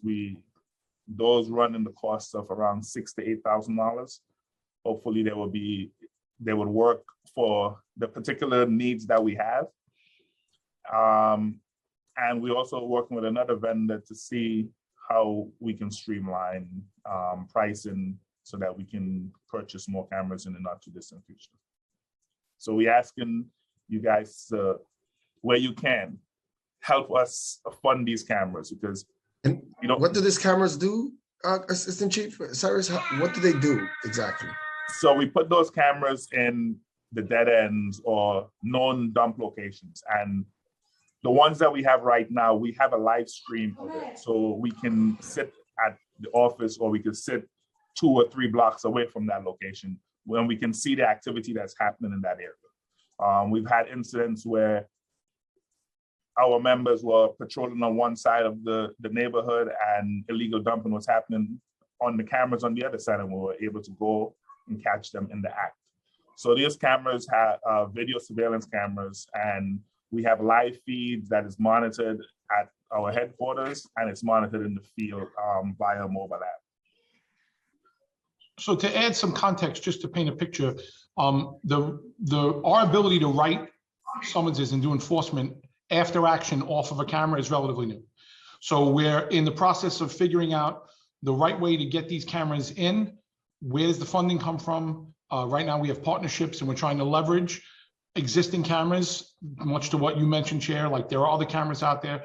So we're trying to make it scalable, prove out the enforcement angle on it with regard to it's circumstantial. So we have to capture a plate and that plate has to be able to be traced back to someone so that we can do the after action enforcement similar to a red light summons, where you take a picture of the plate and then no matter what, whoever owned the vehicle is presumed to have some culpability in how that illegal dumping occurred because their vehicle was used in illegal dumping. So we have a couple of things that are really what Chief Cyrus said earlier. We're at our infancy, but we're looking to continue to expand what the program can be. So between the fact that we can use the cameras for proactive enforcement to what the chief's point was, we can actually see if we're patrolling somewhere else, we can get alerted that there is a illegal dumper at another part of the neighborhood that we're patrolling in and go make that happen, that interaction happen in real time. Or if for some reason it misses our opportunity to respond, hopefully the camera can grab, while we still have to clean it up, the camera can grab the information where we can then go after the fact and at least do summonsing or enforcement on the illegal person who dumped. So it helps on both real-time enforcement and after-action enforcement whenever the circumstances marry up to the camera being viable and the image captured being viable. So it really does have some widespread potential, and we are definitely looking to expand the use of it as a tool to help combat illegal dumping and help give the at least knowledge out there to the people who do illegally dump that while we may not be there, there is someone watching, and that we might not always be there to make the impound or arrest or have that in-person interaction, but we certainly would have the ability now at least to go and find you afterwards. So it's definitely going to be a tool to move forward with. So Commissioner, you're about to open up Pandora's box here. Are these cameras capital eligible? So should a council member want to give the Department of Sanitation $80,000 for 8 cameras to put in an area that has a lot of dumping? Do you know if OMB would approve that designation by a council member? Well, we just announced with Councilmember Moya in Queens that he's buying us 10 for $100,000. So I'm going to say yes. This is good news. You're in for a treat, Commissioner Cyrus, if you like cameras, because I did not know this. It's a new program, obviously, but I did not know that we can. So I give the police department a lot more than $100,000 for 10 cameras. Trust me, I give them like $250,000 for like 4 cameras. So this is like chump change to solve for a problem that we've had for a long time. I'm really excited about this opportunity. I'm upset that I don't have any more council budget seasons to be able to help out, and the next council member is going to take credit for it. But I personally have 3 sites in my district that are out of control, and arguably might have 10 sites in the district that should need cameras. So I'm definitely going to let the future council members know. Councilman Feliz gets to be on the ground floor of this, so congratulations to you. But this is very interesting, and I'm really excited about the opportunity for that. So thank you for that information, Chief Cyrus and Commissioner Grayson. I think this is good news for me and good news for New York. Councilman Feliz, go ahead. Yeah, one final question. So would you say that the cameras, that is the only tool missing for us to be able to finally, once and for all, resolve that problem, the garbage dumping problem? We've had garbage dumping in some areas for many years, if not decades. So I'm just wondering what exactly is needed and whether I appreciate the question, and I want to say wholeheartedly that cameras are not a silver bullet. They're not the missing tool to end it, because unfortunately, as long as I'm going to arguably say you're younger than me, sir, but for my 45 years as New York City, in and around the boroughs, I can tell you now that illegal dumping happens because we have bad actors out there. So cameras do not stop bad actors, but they certainly will help us. The other thing that I'm thankful for, and we get to move forward with this. Right now, we're onboarding, one of our last groups of hiring. To that end, we get to now give some enforcement personnel allocate, new enforcement team members for his sanitation police and Chief Cyrus's, wing of the department. And we're also looking to onboard more sanitation enforcement agents. So it is a tool in the toolbox. Number one, we need people to actually become better actors. So we need those are illegally dumped, anything that's illegally dumped or improperly disposed of, and the nomenclature therein, that's done by someone making a terrible decision that impacts the quality of life for the neighborhood that they happen to be in.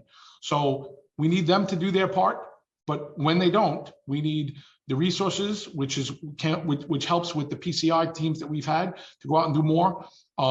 We need Chief Cyrus to have his head count so he can do more sweeps. And again, the advent of cameras all moving towards a direction.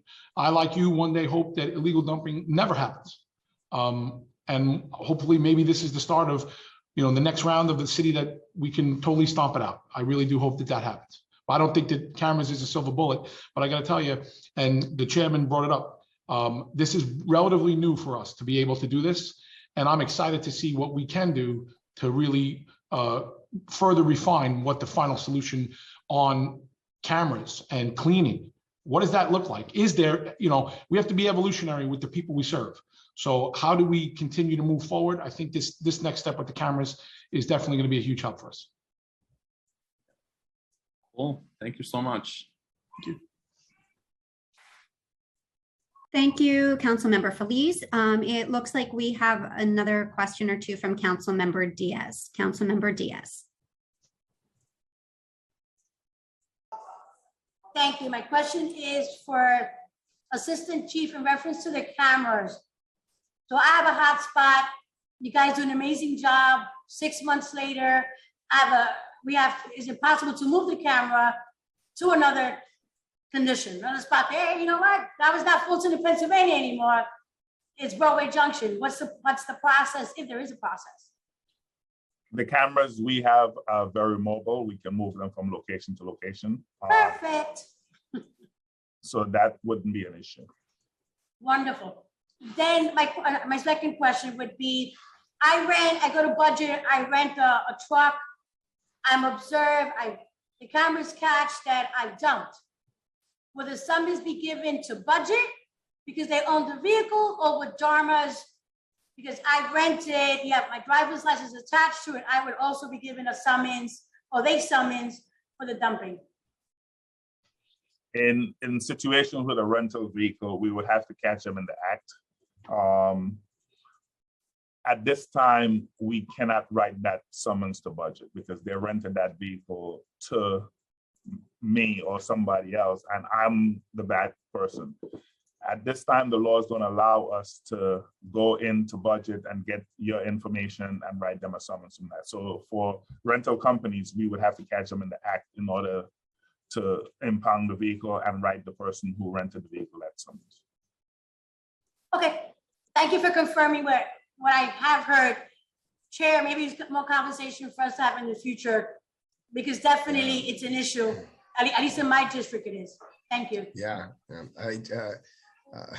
Assistant Commissioner Cyrus should get a percentage of every camera that gets bought moving forward, because he did a great pitch. But also, Councilmember Diaz just talked about, that's a new piece of legislation there. Is there anything we could write legislatively that makes it so that Department of Sanitation could reach out to budget? There's a credit card on file. They could charge the person directly through their credit card for a line of care or no.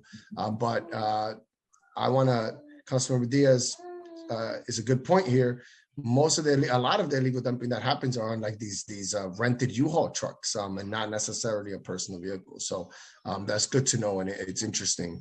And we want to be as helpful as possible. So any ideas the Department of Sanitation has, please keep letting us know. We'll do what we can to make your life easier, for sure. Yeah, just my understanding is Diaz rents a vehicle to get to summons. Budget will go after Diaz to pay that summons. So it's not clear to me why it's not interchangeable. So you got to get, if you're caught, council member, if you're caught in the act, yes. But if you're in a video, for example, they can't, there's nothing they can do. So I want to get caught in the act and the video. So I agree. All hands on deck.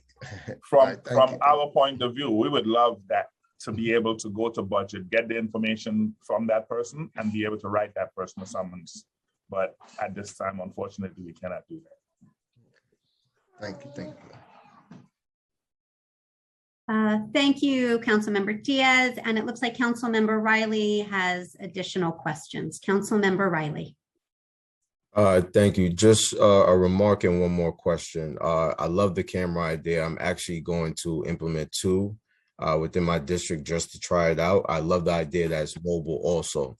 So thank you so much for doing that. And a follow-up question to garbage being picked up by sanitation workers. If a house owner has video of a sanitation worker kind of not putting back the trash can properly, is there any disciplinary action that happens to the worker, or what is the process of that, if you could prove that? Oh, no, great question. It's heartbreaking to us when people forward us complaints of our sanitation workers not bringing the can back or throwing out the can. We've had them. We suspend the employee. We look into it, and if you have them on video, we will absolutely take disciplinary action against the sanitation worker involved. We've done it. Sadly, we had an incident last week where we just had to do it. And most of our employees are incredible. And every now and again, if they're having a bad day or they've done something wrong out there behind the truck, we discipline them for that. I am happy to report that I am usually every single day proud of all members of service. But every now and again, someone does something wrong. And when they do, we have a disciplinary process that we enact on that. All right. Thank you, Commissioner. Thank you, Chair. Chair, there are no other council members with questions. If you have any additional questions for the administration. I do not. I just want to thank the Department of Sanitation for their amazing work. Arguably one of the greatest agencies in all of the city of New York. So I just want to thank you guys for your great work and good information. I'm looking forward to hearing testimony from the general public as well, but great job. Thank you so much. Thank you, Commissioner. Thank you, Chair. Thank you, Commissioner Grayson, Chief Harbin, and Assistant Chief Cyrus. We will now turn to public testimony. I would like to remind everyone that we will be calling on individuals one by one to testify. Each panelist will be given 5 minutes to speak. Please begin once the sergeant has started the timer and given you the cue to begin. Council members who have questions for a particular panelist should use the raise hand function in Zoom, and I will call on you after the panelist has completed their testimony. For panelists, once your name is called, a member of our staff will unmute you, and the sergeant at arms will give you the go-ahead to begin upon setting the timer. Please wait for the sergeant to announce that you may begin before delivering your testimony. I would like to now welcome Liz McMillan of We Act for Environmental Justice, followed by Calvis Mickelsteins of the Dumbo Improvement District, followed by Robert Camacho. Liz McMillan, you may begin when the sergeant calls time. Time starts now.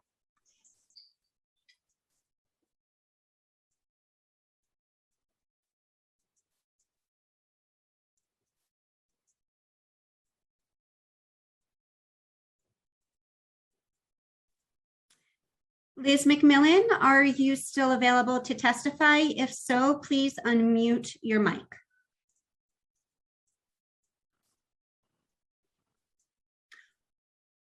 Okay, we will move on, and if she's available, we will come back to her.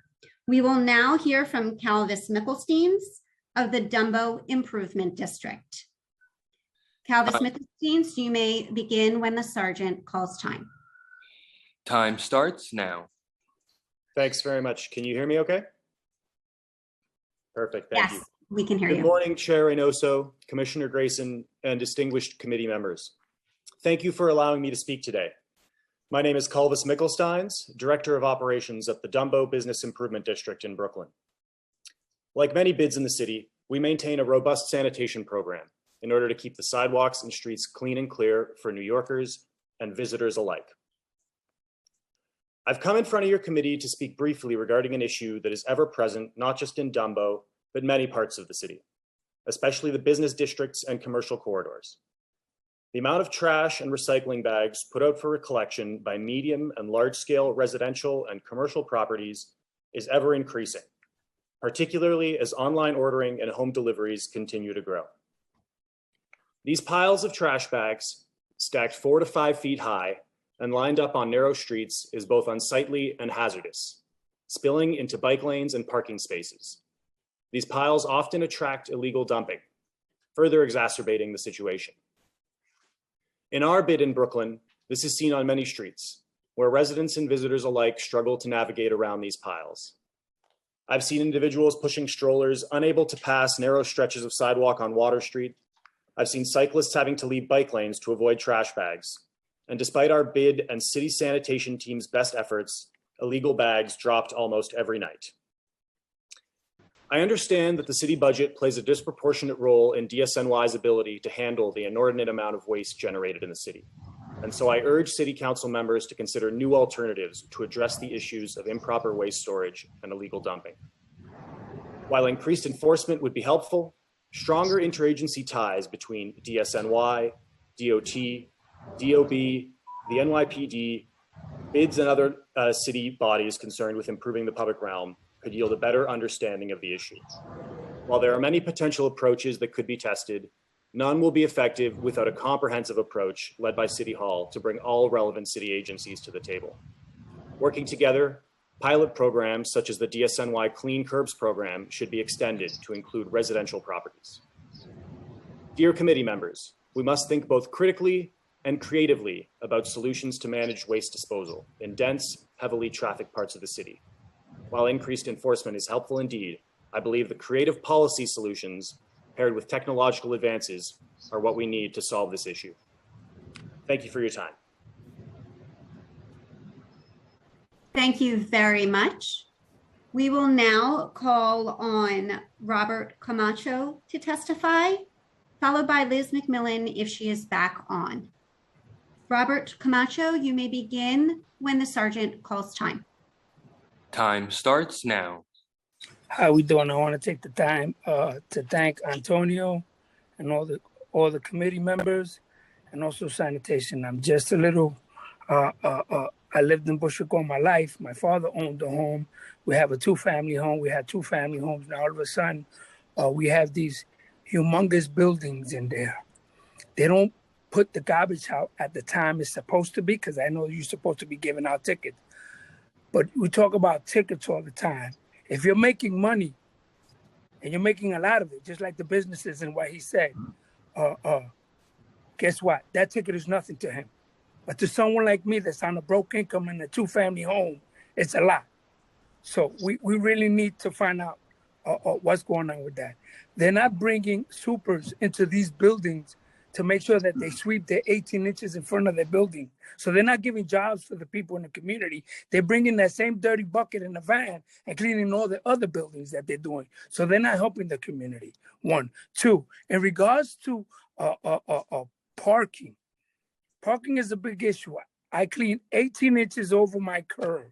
I clean the snow, I put salt and sand, I clean it. Now the city has the audacity to turn and bring bike racks and put everything and disenfranchise the community that I've been there for 40 years cleaning, and you put something to make money. That's 1. Then you turn around and you move ultimate street side parking, and I can't park because across the street there's a bus stop. Up the block is the train. So we got people with out-of-state plates that live in Bushwick for 30 months. By law, they have to change their plates. And I'm paying the insurance and paying taxes in my property and in my car. And you got out-of-state plates that don't move their car when it's ultimate. And I told the guy from the sweep, I have pictures. Jersey, Florida, North Carolina, Pennsylvania, all where they don't move. That $25 is nothing to them, or that $45 is nothing to them, because it's called $300 a month, and they're paying $3,000 rent. So they don't care that $45. We need to hit them people on the residential block, no out-of-state plates, commercial plates or out-of-state plates, because they take all the parking in our block, and we can't park. Now I can't, why is not, or have community, I'll pay extra taxes to me to keep my park in the front. I'm disabled. I use my car to go to, I can't go nowhere. I'm stuck in with a shopping car because I can't move. When I come back, I got nowhere to go. I can't park nowhere. It takes me 3 or 4 hours, one. Two, sanitation is doing a good job. They are doing a good job. We need to get these cars to be moved. We need to get these people that are not cleaning the front 18 inches over the curb to start picking up their crap. Or not $25, $45. Even me, $50, $60 every time. But if I clean next door and you got a big building next door and he don't clean and everything blows over, then I get the ticket. So is it fair? Because you got an LLC and they don't bring businesses. We need to address those big buildings that are coming into the 2 and 3 family homes on residential blocks that are doing this to us. 1, 2, they're out of state, 18 inches cleaning the curb. 311, forget about 311. I prefer directly working with sanitation because by the time 311 called, we had more garbage than we had when we called it the first time. So that's not working with us. We really need, watch when the leaves starts falling. That ultimate street side parking that you got one time, what I'm gonna do, move the leaves across the street, pick up my end, and everybody else don't pick up and all the leaves come to me. Now everybody get tickets? No, we need a better approach on that. Community parking. I don't mind paying. I know a lot of people in my block. We have more houses, 2 and 3 family homes, and people that live in their homes, that are seniors, that are old timers, that are not going nowhere, not selling their property. We have people that want to stay here and invest in our community and continue to make the community like the snow, those tree pits, crap all over. You know what they do with the bags? When your garbage, and I want to thank the commissioner because I do that. I take my plastic can, I put it in the curb. I put my bag inside, I put my lid. The bad part is that sometimes I get sanitation since I'm doing a nice job. He go by and pass it. He don't pick the lid up and take the garbage can out and leave. But now I told him there's a garbage there. So now he picks it up, takes my cans and put it across the street, all those bags of garbage. I'm the only one that put it in a rubber can and put the garbage can inside and put the lid. That works because the rats don't go around and they leave. We really need to enforce, we really need to put the bags in there, puts it real nice with the lid, because 2 or 3 family house, you can do it. Big buildings, we don't know how they can do it. So I want to thank you and take the time for allowing me to testify. And Reynoso, we love you. I know I'm going to work with you, and we're going to have a wonderful time because I know you're going to be the man for us. Thank you, Camacho. Appreciate it. And I actually have a couple of questions for Assistant Chief for the conversation or the testimony put forth by Roberto Camacho. Are the fine structures similar for, let's say, a 2-family home versus someone that has a building with 10 apartments on it? Do they get the same type of fine regardless of the size of their property? Yes, the fines are the same. So I'm just saying, the council members that are here, there's just a ton of legislation opportunities here. To have the fine structure be the same for a single family home as a 10-unit building, you're right, it's the cost of doing business for them versus a homeowner that could be on a fixed income. So I think that is something that I want to look into for sure. So that's one. The other one was Camacho, we're working on this. It's not necessarily just the community plates. The illegal insurance is insurance. It's scamming. It's insurance scamming. They say that they're from Jersey and from Florida and Pennsylvania. They don't move their cars. It's obviously that they're New York cars, but they want to get cheaper insurance, so they go somewhere else. The people that have to solve for that, we tried here. We can't do that in the council. It has to be the state. So we got to talk to our assembly member and our state senator because they can solve for that. We even had a permit where you have to sign up with the Department of Transportation or DMV to get a temporary permit to be able to park in city streets if you have out-of-state plates, which means if you're coming in from New Jersey, you go on a website. On the website, say, I'm going to come to Bushwick for 3 days. And we'll say, oh, that costs you $7. And you put this placard in front of your thing. If you stay longer than a certain amount of time, one, we're getting money off of that. But if you stay longer, they'll give you tickets or tow your car or whatever it is. We don't even need to charge you or any New York City folks any money. Should we do that? the entire scamming industry will fall apart. So we want to figure out a way we can solve for this problem where our residents don't get hit. They don't need to pay extra because they're not doing anything wrong. So that's it. Those are the two things. Councilman, I want to thank you because I know you're not responsible for those cars and those people coming here, but we really need to focus on that because they don't move, and the sweeper can't go by. And now listen to this one. The people in the block double park because double park is illegal. Everybody that's double park could get $120 fine, and the guy that don't move his car and you get $45 fine. So I'd rather take a chance to get the $45 than $120 park, $115 for double parking. That's what I'm trying to tell you. They get in their car, they wait until the car street get clean, and then these people that don't have out of sight plate, and then they move. So you're gonna get it. Well, I prefer getting a $45 than $120 because you're double park. So it's kind of, and the sweeper can't go by. I'm arguing. The guy is so sad that the guy wants to do his job, but he can't go around, and he's there 15, 20 minutes because now the cars are double park. The guys with the Jersey, Pennsylvania, and if he does, 2 or 3 cars go by, and that's it. There's got to be done, and the blocks don't get clean. It don't get clean at all. Some of them residential stores, the same thing. The owners don't have nobody sweeping in front, cleaning the 18 inches over the curb. Sanitation can only do so much. We got to start banging them with the tickets every day. If you want, give me a book. I go in there and start banging them myself because I know how to do it. I go in there and start banging everybody. Don't worry. Camacho is joining the caucus, the increased fine caucus. That's right. What it is. So Commissioner Cyrus, Chief Cyrus, get to it.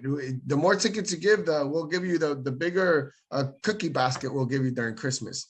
But we really want to make sure that we were focused on that. Thank you, Camacho, for your time. I really appreciate it. Committee Counsel. Thank you very much for your testimony, and thank you, Chair. We will now see if Liz McMillan, if you are, I see you, wonderful. Liz McMillan, you may begin when the sergeant calls time. Time starts now. Thank you, Chair Reynoso and committee members for your time this morning. I am Liz McMillan, and I'm a member of WEAC for Environmental Justice, serving on the Climate Justice Working Group. WEAC is a community-based organization that's been fighting for and with residents in Northern Manhattan to address environmental health hazards that disproportionately affect communities of color. Today, I'd like to testify to my experience living in Central Harlem with the declining sidewalk and street cleanliness. It seems as though there's more trash and vermin than about 3 years ago. I can barely walk down the street without a trash wind tunnel collecting artifacts as I go. The trash cans provided on street corners are overflowing and left over, if possibly put there, trash from collection day make it hard to enjoy your block on nice weather days. Not to mention the possibility of storm drains becoming overflowed because of trash in the street clogging and making it impossible for rainwater to drain properly. If that isn't enough, rodents have now taken over some streets where it's notorious to walk down the street, down a block, and have several darts back and forth in front of your feet. It's just not fun. Not a fun sight, especially at night. And with many construction projects around in Harlem, it seems the number has doubled. Not only is it unsightly, but it has to be highly unsanitary nor safe for children and pet dogs to have around. There has to be more that can be done. This is why I felt it important to lend my voice to the testimonies here to ask for the city to step in and do, if not look into it thoroughly, but to take some actions in resolving these issues and help return New York City back into a safer, cleanlier city. Thank you for your time, for allowing me to provide testimony on such an important issue. Thank you. Thank you very much for your testimony. Chair Reynoso, do you have any further questions for any of our panelists today? I do not. Thank you, Chair. If we have inadvertently missed anyone who has registered to testify today and is yet to have been called on, please use the Zoom raise hand function and you will be called in the order that your hand has been raised.